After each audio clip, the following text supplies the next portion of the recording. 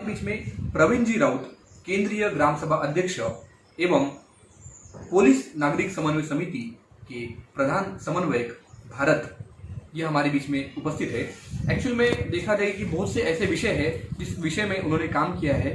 Cotton market का विषय रहे, एनआईटी का विषय रहे या नरेंद्र नगर पुल रहे और ताजबा का विषय रहे, हर विषय में जनता के ऊपर जब जब अन्याय हुआ है तब तक उसका प्रतिकार जो है प्रवीण जी राउत और उनकी टीम द्वारा किया गया है। बता दें कि बहुत सारे विषय है जिस विषय में उन्होंने अपना अमूल्य सा योगदान दिया है। विगत 30 से 35 साल के कार्यकाल में सामाजिक क्षेत्र में अपना अमूल्य सा योगदान उन्होंने दिया है। प्रवीण जी राउत का आरके न्यूज में स्वागत है। नमस्कार। नमस्कार। नमस्कार। क्या कुछ योगदान रहा आज जो परिस्थिति है कि आज मेट्रो है, उसके बाद में ब्रिज बन रहे, बड़े बड़े ब्रिज गिरने की जो बातें हैं वो हमारे बीच में आई है। अभी हाल फिलहाल में एक पुल जो है निर्माण में गिर गया है, कलमना परिसर बताया जा रहा है। उस विषय में प्रवीण जी राउत क्या बोलते हैं, हम उस विषय में उनकी प्रतिक्रिया जानते हैं। नमस्कार। नमस्कार, जय हिंद। हमारे देश में जो विकास की व्याख्या की गई है, तो मुझे लगता है ये विकास जो दिखाया जा रहा है वो विकास नहीं है, वो शहर को, देश को, नागरिकों के अधिकारों को, नागरिकों को, उनके मूलभूत अधिकारों को भकास किया जा रहा है। आप बोलेंगे कैसा? तो देखिए, अभी ये देश में केंद्रीय मंत्री बोलते हैं कि 28 किलोमीटर प्रतिदिन, 28 kilometre we are building the roads. हम रोड बांध रहे हैं, ठीक है, लेकिन हम रोड कैसे बांध रहे हैं? क्या 512 डेली लोग रोड एक्सीडेंट में मरते हैं, क्या उन पर हमने कंट्रोल कर सके हैं? हमारे पास अगर टेक्नोलॉजी है तो लोग जहां मृत्यु को प्राप्त होते हैं शासन और प्रशासन के कमजोरी के वजह से, मिस प्लानिंग के वजह से, तो वो रोकना चाहिए। अभी हमारे नागपुर में मेट्रो स्थापन की गई, तो ये मेट्रो का इतिहास आपको बताना चाहते हैं कि सच में, प्रथम ये बात हमने गौर करना चाहिए कि सच में मेट्रो की ये शहर को आवश्यकता थी क्या? मुंबई में उतने रोजगार की उतनी क्षमता है, लोगों की उतनी प्रोबेबिलिटी है, लोगों की उतनी आवक जावक है, उसके कंपैरिजन में, उसके हिसाब से वहां मेट्रो आवश्यक है, वहां लोकल आवश्यक है। लेकिन नागपुर में उतना रोजगार भी है क्या?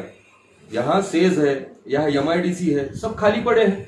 तो यहाँ रोजगार ही नहीं रहेगा तो लोग आना जाना काय के लिए करेंगे? पकोड़े तलने के लिए आना जाना करेंगे। फिर ये मेट्रो स्थापन किसके लिए हुई, कैसी हुई? तो आपको मैं ये शॉर्ट में बता देना चाहूंगा कि अभी एक पुलिया गिरा, एक पुलिया का एक पार्ट गिरा। बहुत अच्छा हुआ कि इसमें कोई जीव हानि नहीं हुई, परंतु ये कुछ प्रथम घटना नहीं है। मेट्रो का पुलिया गिरने की ये प्रथम घटना नहीं है। 17 मई 2018 को हमने लाइव शासन, प्रशासन, केंद्रीय मंत्री, लोक प्रतिनिधियों को आह्वान किया था कि ऊपर में काम चालू था, बर्डी में ऊपर में काम चालू था मेट्रो पुलिया का, और नीचे से आवागमन चालू था। How it is possible? Just कुछ दिन पहले हमने आह्वान करा था। हमने आह्वान करने के बाद काशी में, बनारस में बहुत खतरनाक दुर्घटना हुई थी, जो दुर्घटना में 120 करीबन लोग गतप्राण हुए थे। और 120 लोग गतप्राण जिस पुलिया के नीचे, पुल गिरने के वजह से, ठेकेदार रहो, शासन रहो, प्रशासन रहो, इनके गलती के वजह से जो लोग मृतप्राय हुए, वो पुलिया और वो शासन, प्रशासन या दोषी व्यक्ति, उसके विरोध में क्या कार्रवाई की गई? कुछ भी नहीं। यानी अनावृत व्यक्ति के विरोध में वहां गुना दाखल किया गया, यानी गुना दाखल किया गया, लेकिन किसके विरोध में, कौन गुनेगार, ये शासन ने, उत्तर प्रदेश सरकार ने वो जाहिर नहीं किया। सेम वैसी ही प्रतिकृति या सेम वैसी ही कंडीशन हमें नागपुर में दिखती जा रही है। पहले तो ये लोकल यहाँ फिजिबल नहीं है, मेट्रो यहाँ फिजिबल नहीं है, तो फिर किसके लिए ये लोकल का ये अवडंबर किया गया? और ये कैसी लोकल? इसके पहले 1 जून 2018 को ये गर्डर गिरे थे, उसमें भी हानि नहीं हुई। लेकिन ये क्या ये हमारे केंद्रीय मंत्री जो रस्ते जहाज बांधनी विभाग मंत्री है, वो तो ये बोलते हैं कि हमारे रास्ते 200 साल तक टिकेंगे। और यहाँ 2 साल भी नहीं हुए ये पुल बांधने को, अभी उद्घाटन भी होने का, और धड़ाधड़ पुल गिरे जा रहे हैं, धड़ाधड़ गर्डर गिरे जा रहे हैं। तो व्हाट इज दिस? क्या आपने पुल ठेकेदारों के लिए बांधे हैं, या मेट्रो के लिए बांधे हैं, या नागरिकों के सुरक्षा के हित से बांधे हैं? यानी आपका उद्देश्य क्या है, ये प्रतीत हो रहा है। सत्य को आज नहीं, सत्यमेव जयते ही रहता है। तो इसका ये उदाहरण है। तो आपके मालूमात के लिए मैं एक चीज बता देना चाहता हूं। भारत अर्थ मूवर्स लिमिटेड BEML, ये भारतीय कंपनी की मेट्रो 8.5 करोड़ रुपए में उपलब्ध रहने के बाद, BEML इस भारतीय कंपनी की 8.5 करोड़ रुपए में ये मेट्रो उपलब्ध रहने के बाद 12.33 करोड़ रुपए में चाइना की मेट्रो ये बुलाई गई। तो हमने तो पहले ही बोल दिया था कि चाइना ये मेट्रो के माध्यम से यहां आया और ज्यादा रेट से, यानी 3 करोड़ 83 गुणिला 59 बरोबर 264.27, यानी 300 करोड़ महंगी भारतीय कंपनी से 300 करोड़ महंगे में ये चाइना मेट्रो कॉर्पोरेशन से ये मेट्रो लाई गई।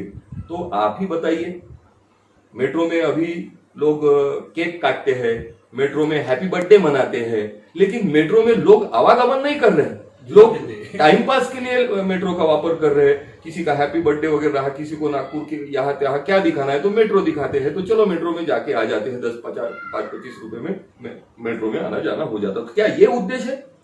3300 करोड़ का ये प्रोजेक्ट है, 3300 करोड़ खर्चा किए गए ये मेट्रो और पुलिया के लिए, जो पुल धड़ाधड़ गिर जा रहे हैं। हर साल में एक दो जगह ऐसी दुर्घटना हो रही है।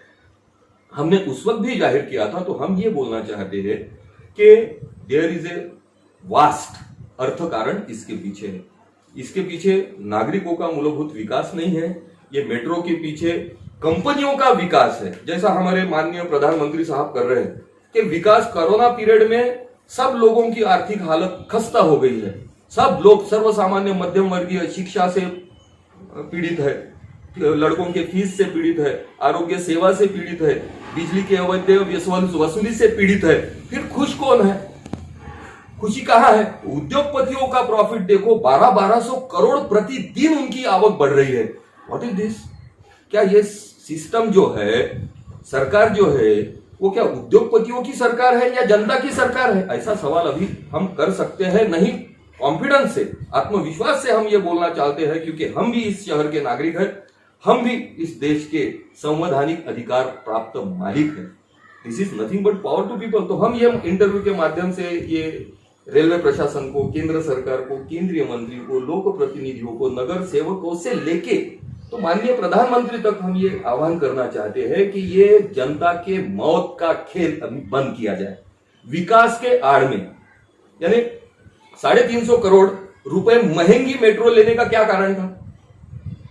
क्या आप चाइना को प्रोत्साहित करना चाहते थे? आपके मालूमात के लिए ऑफ द रिकॉर्ड ये बात मैं बताना चाहूंगा, ये चाइना के वक्त जो इंजीनियर्स और जो टेक्नीशियंस आए मानेवाड़ा परिसर में कुछ रहते थे, तो मानेवाड़ा परिसर के कुत्ते गायब हो गए, क्योंकि उनको कॉक कॉक भी चलता, म्याओ म्याओ भी चलता और भो भो भी चलता।